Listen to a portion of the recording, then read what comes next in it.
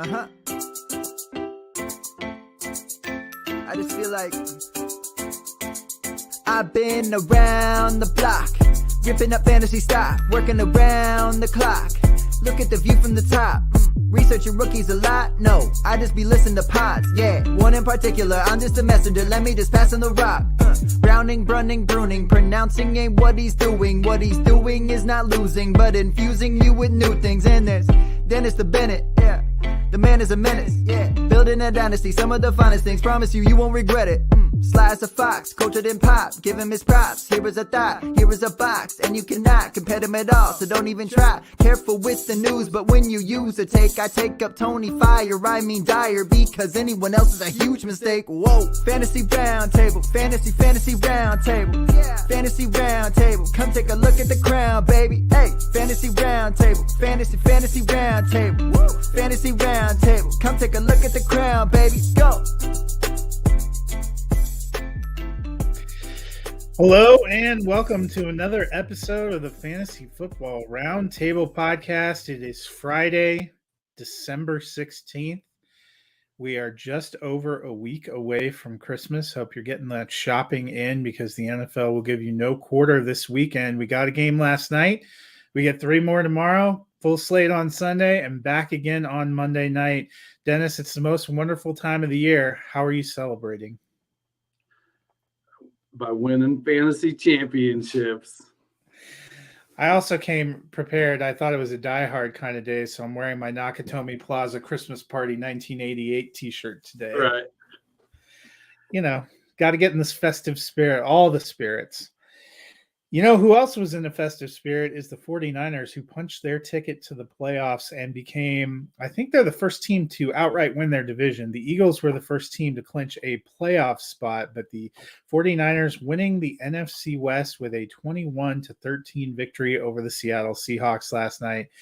Dennis, Brock Purdy is 2-0 as a starter. He's won all 3 of the games where he's played significant minutes and against some decent teams. Miami Dolphins, Tampa Bay Buccaneers, and Seattle Seahawks, all 3 who are in the playoff hunt. Is Brock Purdy good enough to help lead the 49ers to a Super Bowl? So I don't think we know yet. I think we're speculating. Last night on the BSN Dynasty Nerd Show, we did a redraft of the 2022 rookie draft class. And happy guitarist on Twitter, Peter Bartuski, who runs the Nerd social media now and does the newsletter or whatnot.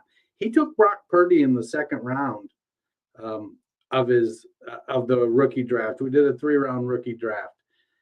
And, you know, I was sitting here and I was kind of thinking about, because the game,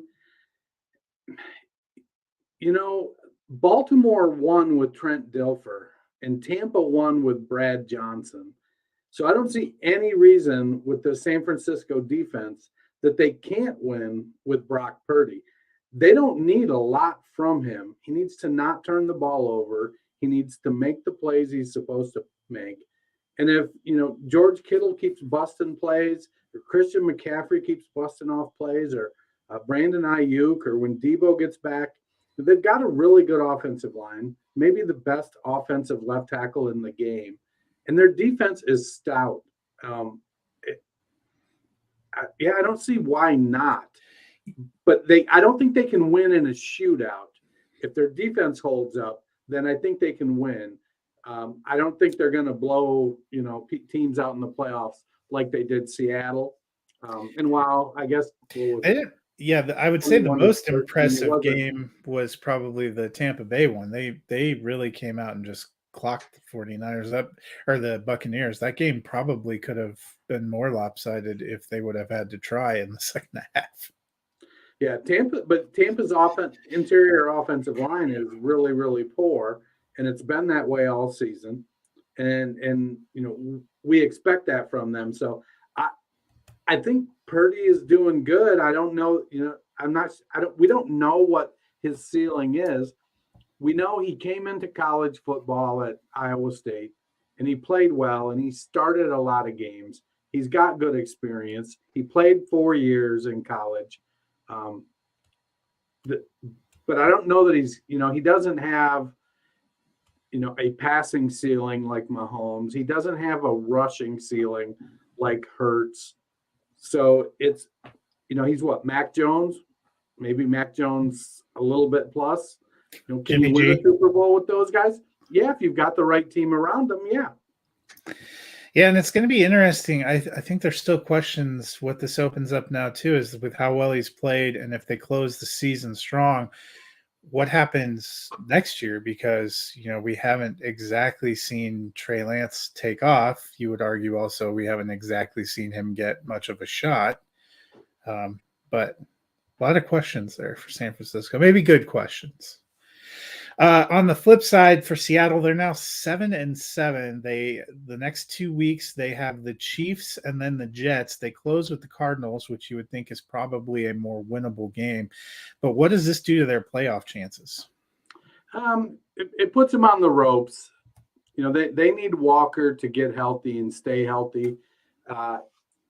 As good a Cinderella story as Geno is, and he's been great for fantasy, and he did get 13 points and change last night, but they need to have a balanced attack for him to perform well. And last night with virtually no, and granted, the lack of running game could have been because of San Francisco, not necessarily because they weren't executing plays.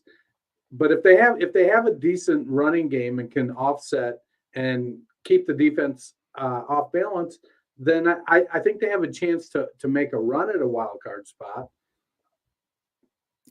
I just think their defense has let them down, especially down the stretch here. They gave up more than 100 yards rushing to McCaffrey.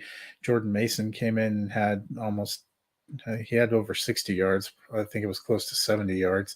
Yeah, he broke off that one big run. That was most of it. Which was at a point in time where all they needed was a stop to try to have a chance to get this. Right. So that's also not incredible. There's a few teams that started out the season well and probably played way over where we thought they were going to be, because Seattle is one of those teams that going into the season, a lot of us thought they would be kind of in the lottery, and they will have a lottery type draft pick at the top of the order thanks to their trade with the Broncos, but they've played a little bit better than expected, but definitely not in a great spot right now. Well, on to the rest of the week 15 slate, the first week probably of fantasy playoffs for you, unless you're like me and realize that one of your leagues started the playoffs last week. It pays to pay good attention, boys and girls. Sometimes you miss things. But I was watching this debate on Twitter. Do you set your lineups if you're in a consolation bracket? Why would you why would you do that? And I thought to myself, well, I kind of set my lineups because I've got 26 teams, and I'm not always sure if I've got to buy, if there's something. Is there something we're playing for in the consolation bracket? So I just set my lineups and just let's set them all. Let me make sure. Err on the side of caution. Well, we do have a full Saturday slate this week. 3 games, 2 during the day and 1 in prime time. And that kicks off with the 4-8-1 Indianapolis Colts at the 10-3 Minnesota Vikings. Dennis, the Colts coming off of a bye week. Jeff Saturday playing on a Saturday. What do you think he will have? I know. You got to squeeze it in. We only have one shot. What do you expect from this team coming off their bye week? I think the Colts are going to feature a little more running back. Jonathan Taylor for fantasy has had a pretty disappointing season. He's been injured. The team hasn't performed overall as well as I think was expected. But the Vikings give up the 5th most receptions to running backs. And if nothing else has happened in Indianapolis, they're starting to use Jonathan Taylor in all facets of the game. They give up the most receiving yards to wide receivers in the NFL and the second most fantasy points to wide receivers do the Vikings. So the opportunity is there for it to be a wide open field and Jonathan Taylor to get decent run from running the ball, because he'll have space, and then also rack up a few PPR points as well. Yes, Michael Pittman, please Need you, buddy. On the flip side, the Minnesota Vikings are 10-3. They can clinch the NFC North with a victory, but there's still a lot of questions about the Vikings. 9 of their 10 wins have been by a single score. They got fairly well manhandled by the Cowboys earlier this season and by the Lions last week. What do you hope to see from them? Well, Dalvin has had some not great games, but the Colts give up the 12th most rush yards and 11th most passing yards to running backs. And we all know Dalvin is a 3-down threat, excellent receiving back. And they give up the second fewest fantasy points to wide receivers. I don't know if that's necessarily a function of how poor they are against running backs, so teams just don't pass. I suspect Justin Jefferson is going to get his, but it may be a little more dicey for Adam Thielen. Yeah. But I like Dalvin Cook in this game. This shapes up to be a good game for him.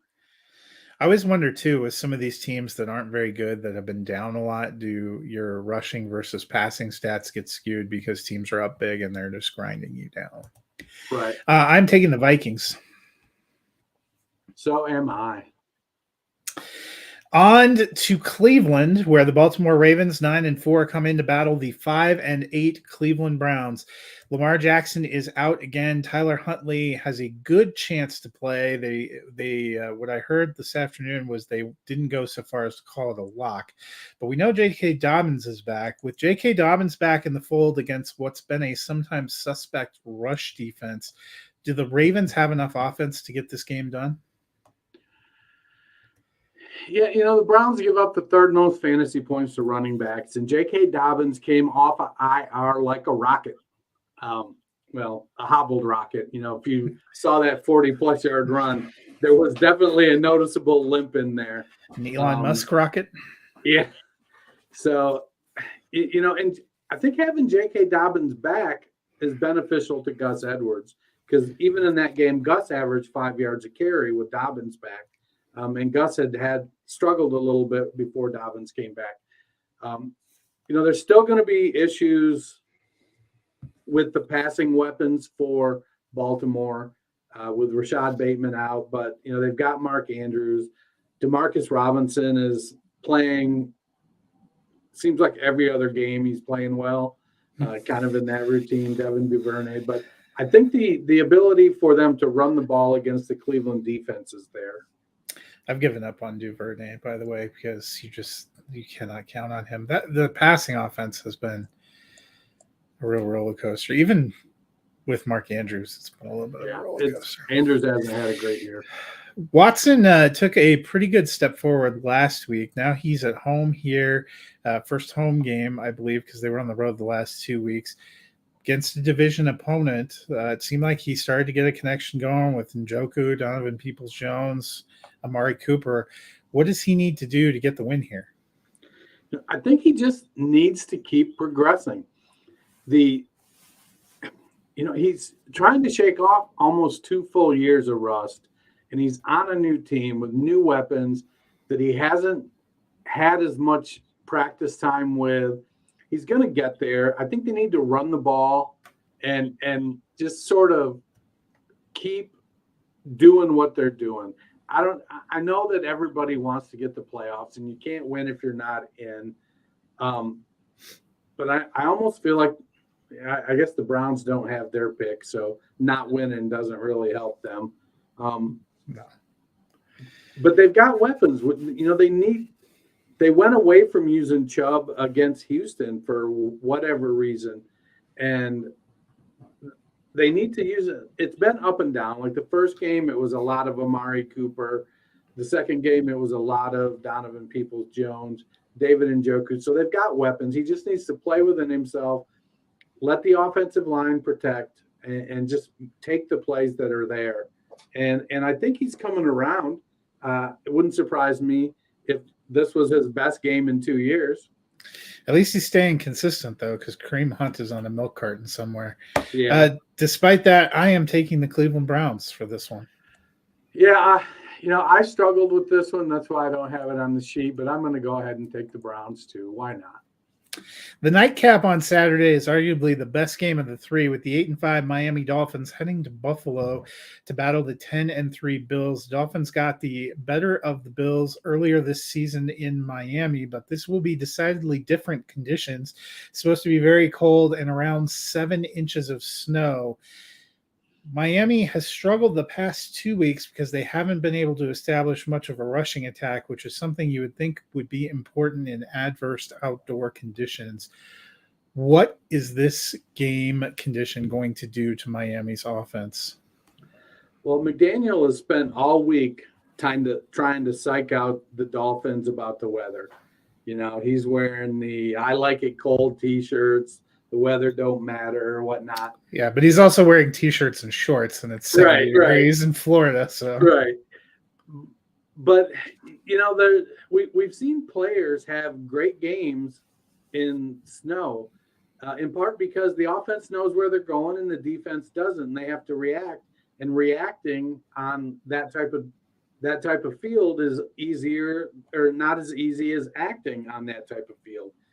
It's all about timing, and I think it's going to be difficult, but the opportunity does exist that, you know, they're going to go with a short game. They're going to let the guys run with the ball. That's what they do. Tyreek Hill and Jalen Waddle.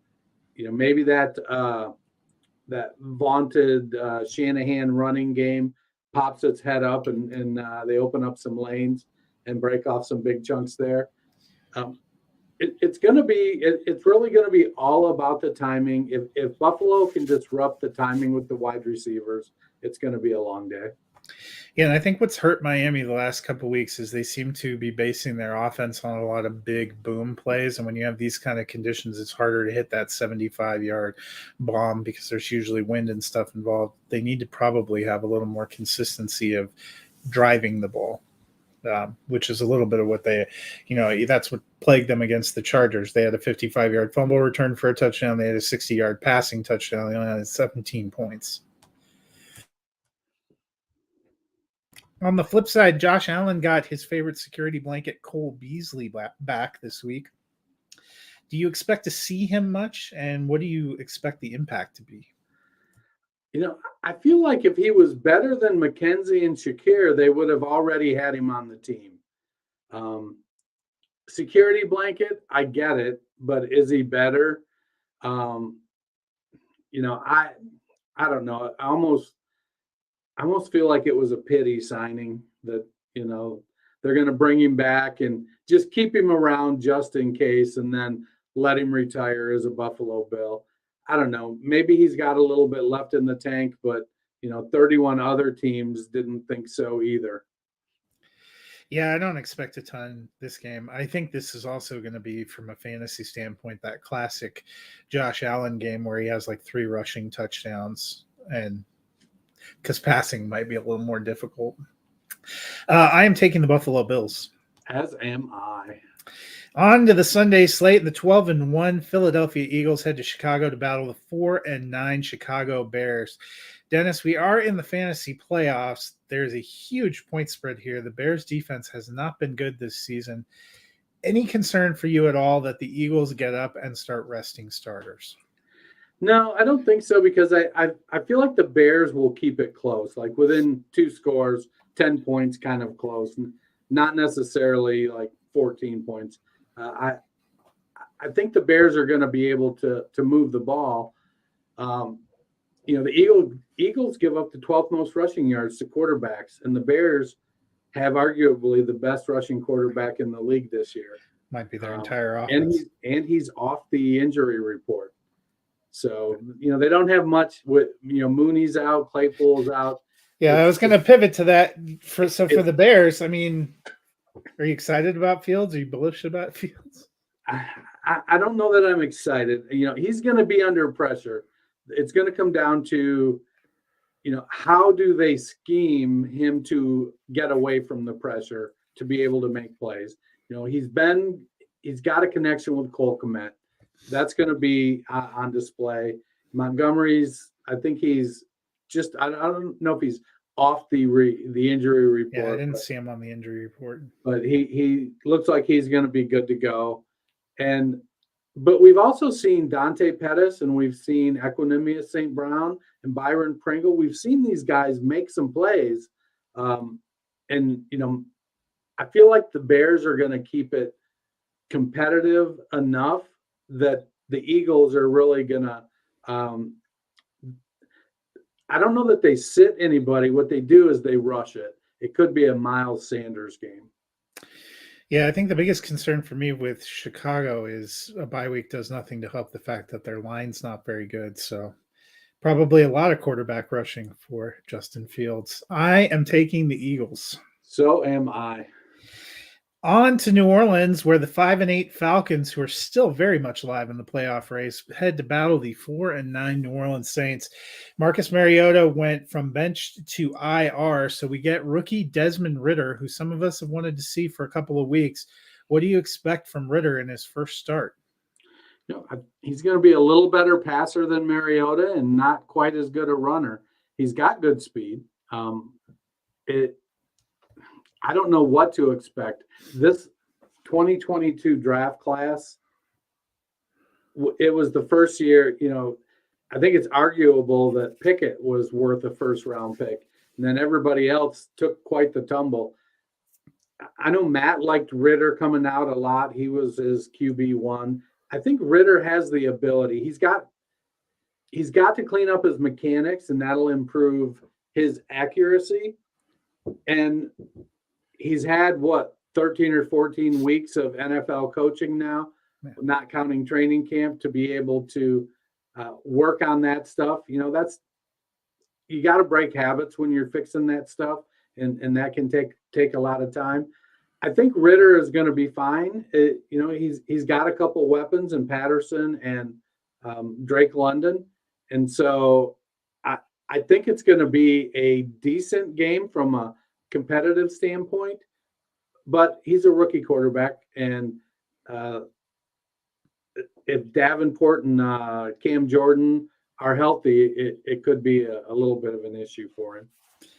Yeah, on Wednesday, Matt was still real bullish on Desmond Ridder. Thinks there's a chance they could win these last four and make it into the playoffs.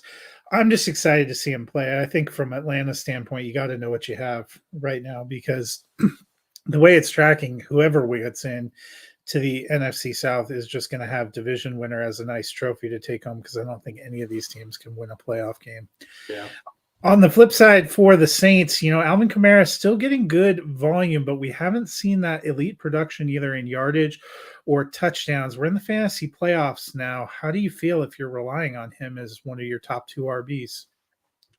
He should have running lanes against that Atlanta defense. They're not a good defense. And I think as long as Kamara stays healthy and they don't get cute, keep trying to put, these retread backup running backs like David Johnson in there to run the ball, just let Kamara do it. Jesus Christ, what are you doing down there, Dennis Allen?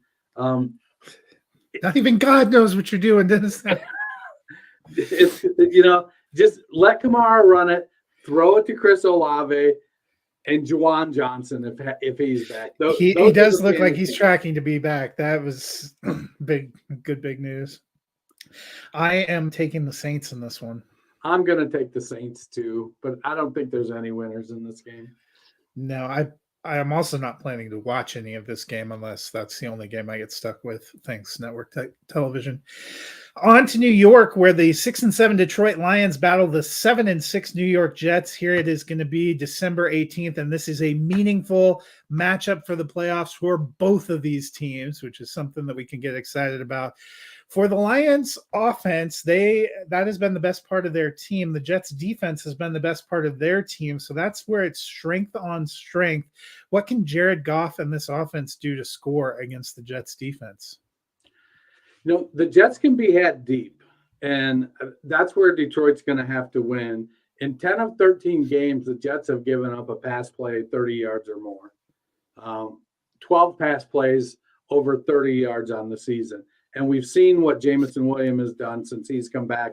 DJ Chark has put up a big play. They've got Amon-Ra St. Brown. So the Detroit line, that for as good as it's played this year, has had some struggles here and there. They're going to have to step up and give Jared Goff time. If they do, then I think whoever's not being covered by Sauce Gardner has the potential to maybe make a big play. So I like Detroit's opportunity to pass the ball and make big plays. Yeah, and if Williams is out, that'll be good for Detroit's offensive line and potentially for the running game. Yeah. I've been impressed especially on this late stretch. Jared Goff has played very clean and not turned it over. I think that's going to be a key for them as well. On the flip side, speaking of turnovers, Mike White literally would have given his spine to be able to play on Sunday, but the Jets passed on that. Yeah, just about did. The Jets passed on that and are going back to Zach Wilson. What are you expecting from Wilson? He's got to make decisions quicker. That's, it seems like he gets hung up because he's trying to make every play a signature play. And I think he's just got to go ahead and take what's there, make the plays that are there, let Garrett Wilson do what Garrett Wilson does. Let Bam Knight run the ball. I know he was 5-2 as a starter, but it wasn't like he was racking up a ton of stats. So if he can get himself together and if he truly learned from sitting out these last couple of games, maybe he does kind of step up a little bit and put this back together. He's got good arm talent. He can sling the ball. But I think he needs to be protected, and that offensive line is not terrific. Hopefully the OC puts in some quick stuff so he isn't having to wait too long. For him, I think it comes down to he's just got to make quick decisions, trust what he's seeing. My theory is Robert Saleh was going against a team that had Garrett Wilson on their squad in the fantasy playoffs, and he wanted to give himself a chance. I am taking the Lions. I am too. I think they're going to keep this hot streak up. Lion pride. On to Carolina, where Pittsburgh Steelers are 5-8, so are the Panthers, but the Panthers are actually in the playoff race. Welcome to the NFL in 2022. We'll start with the Steelers. Najee Harris had another good game last week. He's been on a hot streak since coming back from the bye. Can he keep it up here against Carolina? I think so. The Panthers are top 9 in giving up rush yards to running backs. So this is a perfect game for Harris to get, it's a great 28 carry kind of game, eat up the clock, but because they're bottom 9 in passing to the running back. So they're really good against receiving backs and not good against thumpers. And so this sets up to be a nice game for Najee Harris to just run the ball. I think with Trubisky back under center and his experience, I think allows him a little more check down I don't want to say desire, but he's more likely to check it down to the running back rather than try to make a big play. And so there may be a little bit of that there, but they've got a couple of really good receivers. But I like what Najee Harris is set up to do. Like, it wouldn't surprise me if he has 28 carries this week. If Deontay Johnson has a stay, apparently it's going to be Mason Rudolph, because I guess even though it's funny, Deontay Johnson's stats have been better with Trubisky than any of the other quarterbacks, and yet he's somehow always trying to throw him under the bus. On the flip side for Carolina, since Sam Darnold came back, they've been on a hot streak. Can they get another win here and keep applying the pressure to Tampa Bay? I mean, keep up his streak of passing for under 170 yards with just one touchdown. What matters the most are the W's. Well, I'm not getting W's when my quarterback passes for 170 yards. Not the fantasy W's. It's about fantasy, man. I don't think so this week. I think he's in for a handful. TJ Watt, really good pass rusher. Cam Hayward, really good against the run and very stout. They've got a couple linebackers that can, do some things in coverage. And so it's as much as I want a Sam Darnold redemption tour, I'm I'm not sure that it continues this week. Steve Wilkes also doesn't care about your fantasy team with his 3-man rotation in the backfield. Despite that, I am actually taking the Panthers at home. I'm taking the Steelers. On to Jacksonville, where the Jaguars, 5-8, but still in the playoff hunt, host the 10-3 Dallas Cowboys. Dennis, last week the Cowboys had to go right down to the wire to beat the 1-win Texans at home. Was that a blip on the radar or a little bit of a worrying sign? I think it was just a blip. I think they were looking 2 weeks ahead to Philadelphia, and that game last week. Micah Parsons still is looking ahead to Philadelphia, apparently. And that's I think that kind of opened their eyes that, hey, we better focus on what we're doing. I think they're going to go into Jacksonville with the intention of getting right. I love Trevor Lawrence and the long-term potential of Jacksonville, but I just think this is a Dallas week. I think it's going to be a good game for Tony Pollard. The Jags give up the third most receptions to running backs in the NFL. And, while Zeke Elliott is a good pass-catching running back, he just doesn't have the explosiveness that Tony Pollard has at this stage in Zeke's career. He's a grinder, and he's a touchdown vulture. But I think Pollard is going to put up some good numbers. Yeah, and on the flip side, Trevor Lawrence was great last week, but we've seen him a little up and down this season, faces a really stout challenge against Dallas. How would you feel about him if you were trying to rely on him in the fantasy playoffs? I'm going to be nervous. He's going to need to have his guys get open early. Trayvon Diggs last season was all about the interceptions. He's making plays on the ball. This year, not quite as many interceptions, but he's become a better cornerback. Last year, it was more about, I just want to make interceptions. He would get burnt. This year, not so much. This year, Diggs is playing really well. And so it'll be interesting to see who he ends up on. We saw Evan Ingram have a monster game.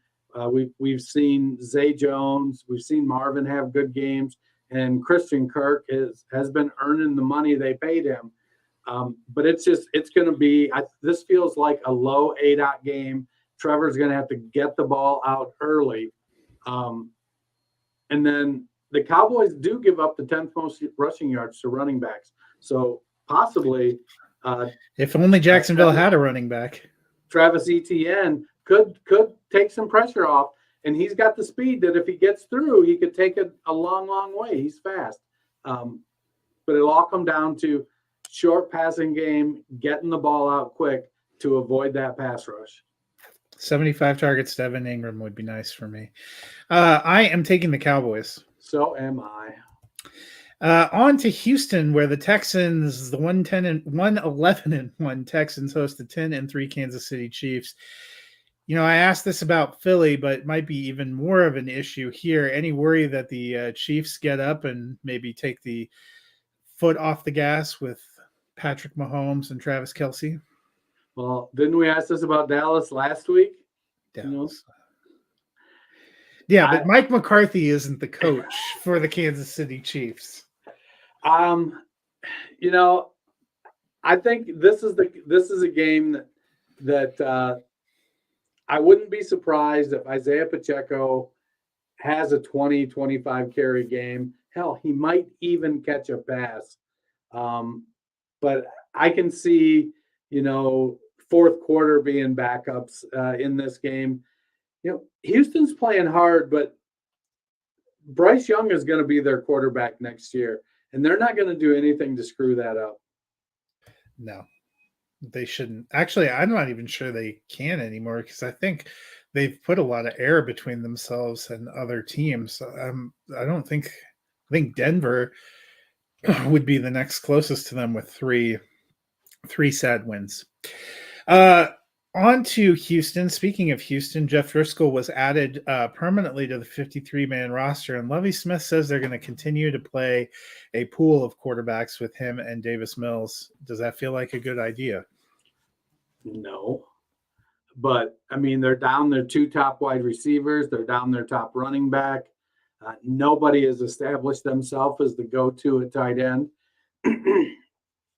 Their offense is a mess, and maybe we get another 10 catch game from Chris Moore to save fantasy managers. Maybe a running back, maybe Rex Burkhead or Dario Gumbawale, catches 8 or 9 passes from the running back position to help save your day from fantasy disaster. But I'm not starting a quarterback there. It has to be the most desperate of desperation throws to get a Houston Texan in my lineup. And it's basically Mills, Driscoll, Chris Moore, and Rex Burkhead because there's no Cooks, no Nico Collins, no Dameon Pierce. So I'm taking the Chiefs. Me as well. On to the afternoon slate. And boy, if you thought that last one was fun, can I sell you on Colt McCoy versus Brett Rippon? The 4-9 Arizona Cardinals travel to battle the 3-10 Denver Broncos. Kyler Murray is not coming back toward his ACL. What do we expect from Colt McCoy? He's a game manager that's going against a good pass defense. So this should be a monster James Conner game. I think DeAndre Hopkins is still going to get his, 10 targets. Marquise Brown will get some over-the-top work and some other work. But Denver's top 11 in fantasy points given up to running backs. So I like James Conner as the play here. And there's no way you can not start DeAndre Hopkins regardless. I mean, I'd start DeAndre Hopkins if Kendall Hinton was the quarterback because I think Kendall Hinton would be afraid to not throw it in his direction. Poor Kendall Hinton, not even going to get to play. Yeah. But I think, McCoy has stayed in the league for, 12 years now, 14 years. For a reason, because he's a capable game manager backup. I think he's going to come in. He's going to be fine. They've got it. He's involved in the game planning for the entire week. Is he going to, put up 300 yards and 3 touchdowns? Probably not.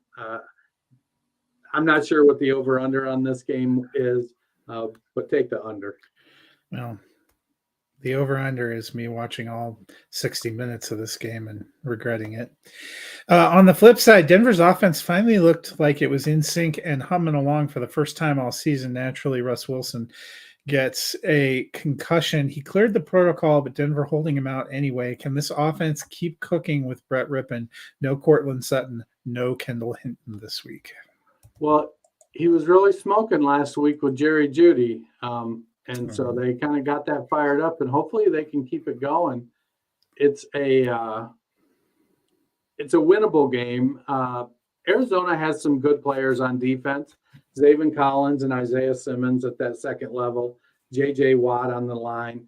So there is going to be some pressure put on young Mr. Rippon, but it's going to be a struggle. Latavius Murray is he's a 3-yard grinder, and unless Jeudy can make some plays or Dulcich can make some plays, it could be a long day for you, buddy. Jerry Jeudy, I need you. God help me. I'm taking the Broncos. I'm taking the Cardinals. I can't fault you. The 7-6 New England Patriots travel to battle the 5-8 Las Vegas Raiders, who still have something of a pulse in the playoff race, but it is weak.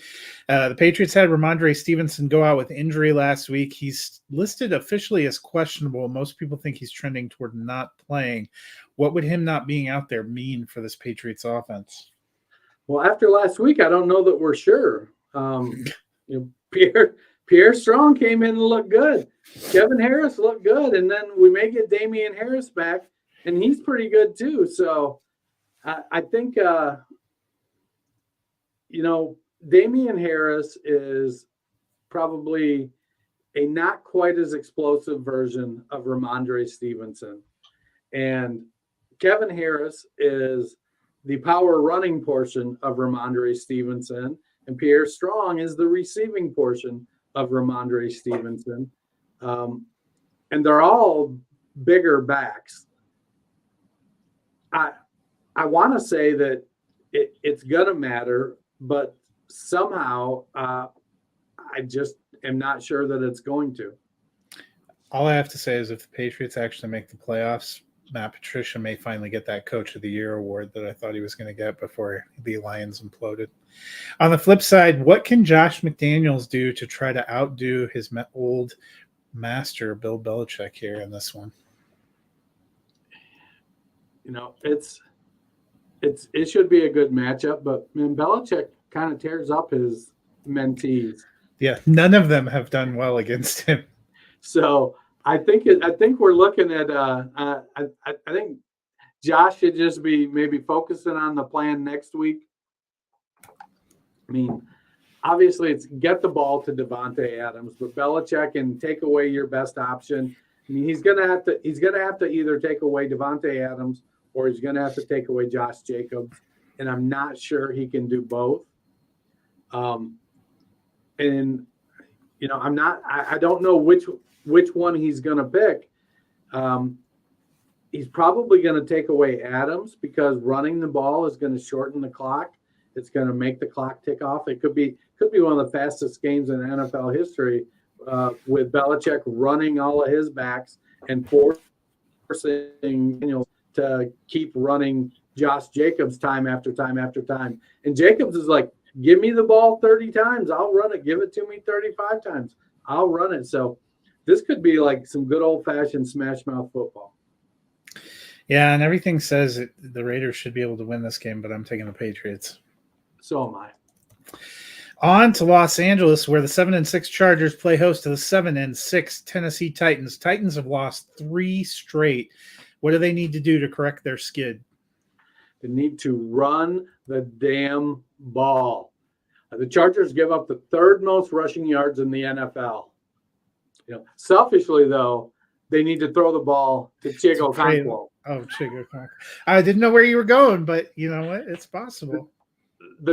So the Titans do give up the 4th fewest receptions to tight ends, but the 10th most yards. And Okonkwo is that athletic tight end that can make that work for me. And this is about me. Yep. You know, I had to pick up literally. I was starting Robert Tonyan on my Scott Fishbowl team. And 2 weeks ago, I'm like, screw it. I'm taking Okonkwo. I'm done with Tonyan and his, one catch for 3 yards. And Okonkwo's been coming through for me. This is a perfect game for him. He needs to have an Evan Ingram game because they don't have squad at wide receiver. So this is Tonyan's Evan Ingram game. But honestly, it's going to be a Derrick Henry game. They're going to force feed Derrick Henry. And that's what that defense is weakest at, is rush yards against running backs. And so I would expect Henry to just get he's going to be a plus 25 carry game for Henry, I think. Speaking of the run game, how do you feel about Eckler in this one? Well, the Titans give up the 2nd fewest rushing yards to running backs, but they give up, get this, the 2nd most receptions to running backs. Wow, it's like a match made in heaven for Eckler. I know. He doesn't really want to run through the Joshua Kelly, here, you carry the ball. I'm going to run it. Eckler could have 10, 12 targets. I think it's going to be a good game. The Titans also, though, they give up the most fantasy points to wide receivers, too. So it's going to be a good – I think unless they outsmart themselves, the Chargers are going to be we're looking at probably 60 pass attempts for Justin Herbert, unless Tennessee just runs the ball and grinds the clock with Derrick Henry, and they just – it's one of those games where Tennessee ends up with 40 minutes of time of possession, and the Chargers have like 5 drives in the entire game. I'm taking the Chargers. I think they run the table the rest of the season. I'm going to go with the Titans. Remember the Titans. Remember the Titans. The final game of the afternoon window is the 9-4 Cincinnati Bengals at the 6-7 Tampa Bay Buccaneers. T. Higgins and Tyler Boyd are still banged up. Hayden Hurst is out, but Joe Mixon is actually RB5 on the season on a points per game basis. What do you expect from him in this one against a middling Buccaneers rush defense? Well, I think he's going to have a decent game. The thing that troubles me is, stinking Samaje Perine. I'm happy for Perine, but he's getting enough snaps that it's limiting Mixon's ceiling. Other than his 5 touchdown game, I want to see him get the ball more and in more situations, possibly with some of the wide receivers injured. Maybe Mixon does get a little more. Maybe they pass the ball more to the running backs, and it benefits both Mixon and Perine. But I think Mixon is going to have to earn the carries by getting chunk yardage. If he can break off 5-10 yard carries, then I think Zach Taylor won't lose patience with the running game. And ultimately, I think that's what happens is Mixon has a couple series of these, anywhere from -2 to +2 yard carries for about 6 or 7 carries in a row. And then Zach Taylor's like, screw it, I'm just going to throw it. On the flip side, how are you feeling about Leonard Fournette and/or Rachaad White in a kind of crucial fantasy week? Well, Cincinnati is bottom 10 in rush yards given up to running backs. So I think they're going to have it'll be a challenge. I think, White has good explosiveness. It's going to come down to how do they split up the running back touches. Do they let somebody have enough volume to maybe get hot? Cincinnati's middle of the pack against running backs catching the ball. So maybe White does get a few receptions, and Fournette catches the ball pretty well too. But I think White's taken over this offense pretty comfortably. I think he's going to get 60% of the work. But it wouldn't, what the hell's the OC's name? Byron Leftwich. Byron Leftwich. Him and Todd Bowles could easily outsmart themselves. Yeah, I think I like White a little bit better, but I don't like either of them as more than a flex. I am taking the Bengals. So am I. On to the Sunday night game. This one got flexed in. The 7-5-1 New York Giants at the 7-5-1 Washington Commanders. Giants are 0-3-1 over their last 4. What do they need to do to stop the skid? Well, it's shaping up to be a tough game. Go back in time and get a wide receiver. Yeah, because it's shaping up to be a tough game for Saquon Barkley. If Barkley has a big game, it's going to be because he just willed it to happen. The Commanders are top 5 in fewest yards and fewest receptions to running backs. And Barkley is a great runner and a great receiver. He is the backfield in New York, and the Commanders match up really, really well against that. Does he have the talent to overcome that kind of thing? Yes, he does. Will he? It's going to be a little bit harder unless Isaiah Hodgins and Darius Slayton. I forget who else is there. Galladay's still Richie somebody. Richie James. Yeah, Richie James. Those guys have to step up. Bellinger's back, but he's a little bit dinged up. So if Barkley does have a top 12 game, it's going to be because he just willed it to happen. On the flip side, Brian Robinson seemed like he was getting a little more run than Antonio Gibson in a couple of the games leading into the bye. Here we are in the fantasy playoffs. How are you feeling about these two? Man, it's really shaping up to be a Brian Robinson game. The Giants give up the fewest receptions to running backs, but the 5th most rushing yards. Now, I know Gibson can run the ball pretty well too, and of the two, he's the explosive guy. But I think with their ability to run, if they're able to run the ball well, that's going to open up some of the passing game for Logan Thomas and Terry McLaurin, Curtis Samuel. And then it kind of just sort of squeezes out Antonio Gibson because he's the receiving back, gets some run. If Gibson's going to be a productive back on Sunday, I think he's going to have to break one off, a long run or a long reception. Can he do it? Yes. Yes, he can, as Bob the Builder would say. But will he do it? Whole nother story. I think it's a Brian Robinson game. Yeah, I was leaning toward Robinson too. And to your point, Terry McLaurin has really done well since Heineke came in. He's wide receiver 12 since week 7 when Heineke took over. I am taking the Commanders. So am I. On to Monday Night Football, where the 4-9 Los Angeles Rams travel to battle the 5-8 Green Bay Packers. And you think both these teams are out of it. Maybe not entirely, but we'll get to that in a minute. First, we saw what Baker Mayfield did on a very short week last time out, getting a win there on Thursday Night Football after just joining the team. What can he do with 10 full days of preparation? So I was hoping you'd word it like you put it on the sheet and ask me what my expectations were. What are your expectations for Baker in week 2? I have no expectations for Baker. I have been drawn into this whole Baker Mayfield thing for 2 teams prior to this. Baker could go out and go 30 of 40 for 475 yards and 5 touchdowns.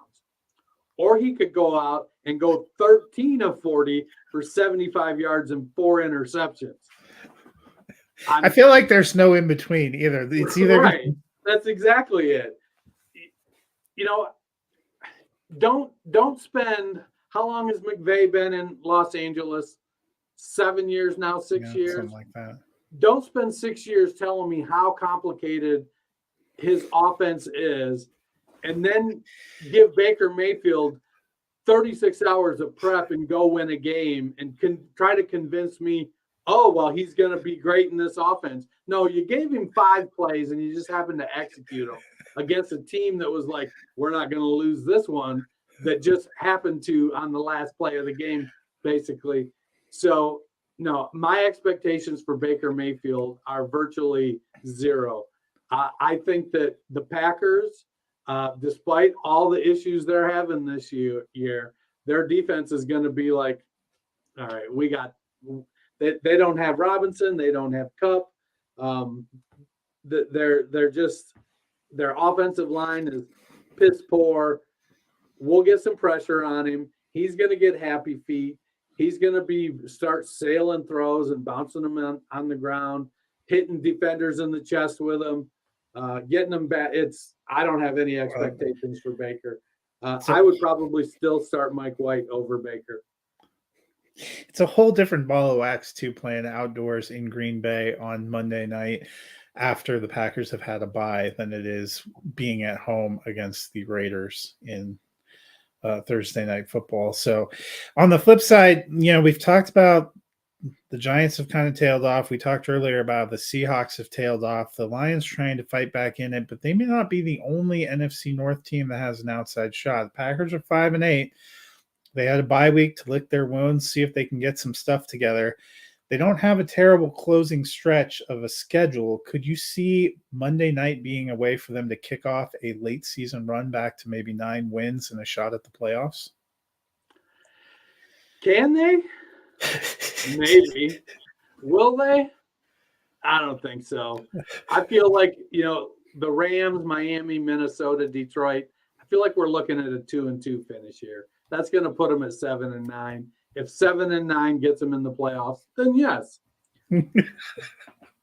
But I just don't see it happening this year. I'm invested in Christian Watson and have got some shares of Aaron Jones and AJ Dillon and Aaron Rodgers.